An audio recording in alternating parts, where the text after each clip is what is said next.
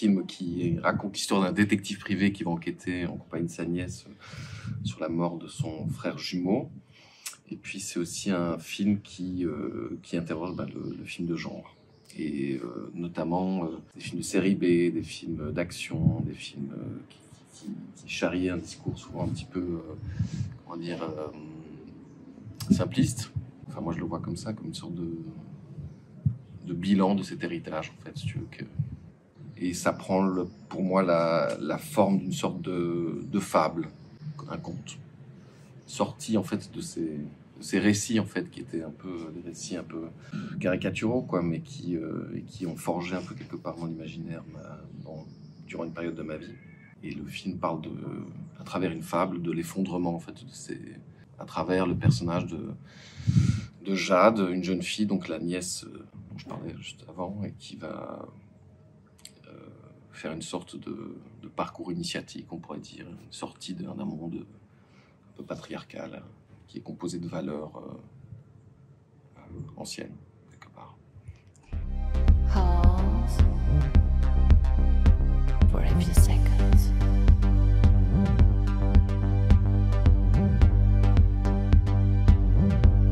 Gently. Feelings. On va pas se friter maintenant parce que là, c'est en train de partir en sucette, mon vieux. Ces codes et ces figures archétypales qui font partie de ces films font partie quelque part de mon background, quoi, en fait. La question, c'était surtout de comment les aborder sans cynisme et de les aborder en investissant de façon honnête, en fait, ces personnages, en leur donnant une chance aussi, quelque part, en faisant en sorte que ce ne soit pas juste des caricatures. Et en tentant de créer une sorte de récit qui puisse avoir une sorte de souffle lyrique, en fait, quelque part. Il y a une part de mélancolie, je pense, dans le film. Il y a l'effondrement, encore une fois, de ce monde. Et à partir du moment où je les considérais comme des éléments qui étaient porteurs de sens, en tout cas, il y a tout un tas d'objets, de symboles, d'archétypes qui vont disparaître au fur et à mesure du récit, ou qui vont être détruits, ou qui vont être mis sur le côté, qui vont être, encore une fois, dissous, et ça laisse la place à autre chose. Bon, voilà. Après, qu'est-ce que ce sera? Ça, c'est une autre question. Mais en tout cas, c'est sans doute un monde qui n'est pas fabriqué de récits qui sont liés, en fait, à, quelque part, au patriarcat, quoi, j'ai envie de dire.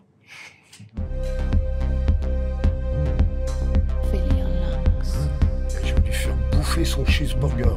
Cheeseburger. Cheeseburger, si tu veux, cheese, pas de cheese. C'est comme ça qu'on dit. Ouais, moi je suis pas merloc ni anglais, c'est bon, ça va. Je le dis à ma façon, je vais le défoncer. Et puis par exemple, il y avait l'idée de créer par exemple un duo de policiers qui ont une fonction un petit peu méta, en fait, dans le film, c'est-à-dire qu'ils vont être...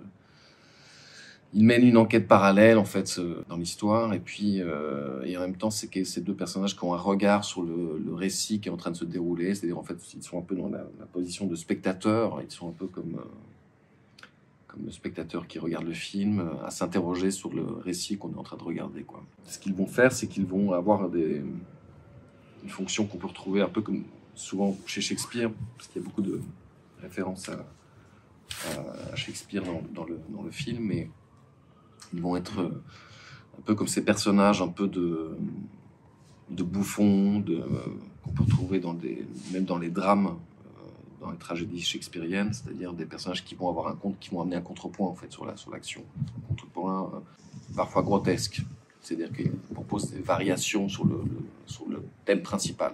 Ils vont prendre en charge une même situation, une situation qui est décrite de façon tragique, mais la seconde d'après, eux la prennent en charge de façon presque burlesque. Et c'est une façon de nous raconter aussi que, en fait, on peut avoir différents points de vue, en fait, sur la même chose. Ça indique aussi le fait que peut-être que finalement le sens se situe ailleurs, qui n'est pas forcément dans les péripéties, mais qui a sans doute un sens plus large, et qui est une sorte d'allégorie, de fable. Et que c'est sans doute là que le vrai sens se situe. T'es un malade en fait, c'est ça?